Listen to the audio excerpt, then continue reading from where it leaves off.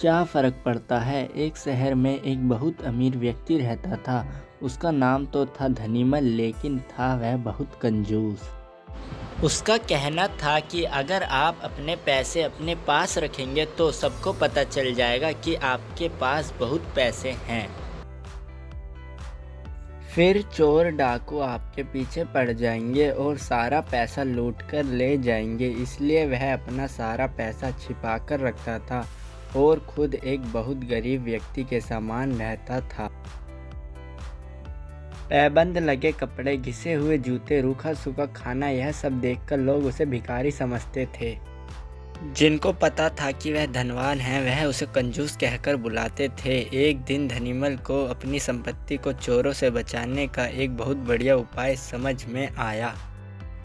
उसने सारे पैसे से बहुत सा सोना खरीद लिया और फिर सारे सोने को पिघलाकर उसका एक बड़ा सा गोला बना लिया। उसने शहर के बाहर जाकर एक पुराने कुएं के पास एक गड्ढा खोदा और सोने का वह गोला उसमें डालकर गड्ढा बंद कर दिया। वह अब निश्चिंत था। अपनी तसल्ली के लिए वह रोज रात को आकर गड्ढे में देख लेता था कि उसका सारा सोना वहाँ है या नहीं। उसे विश्वास था कि कोई भी चोर इस जगह के बारे में नहीं जान पाएगा, लेकिन ऐसा नहीं हुआ। धीरे धीरे पूरे शहर में यह चर्चा होने लगी कि धनीमल रात में शहर के बाहर जाकर कुछ करता है।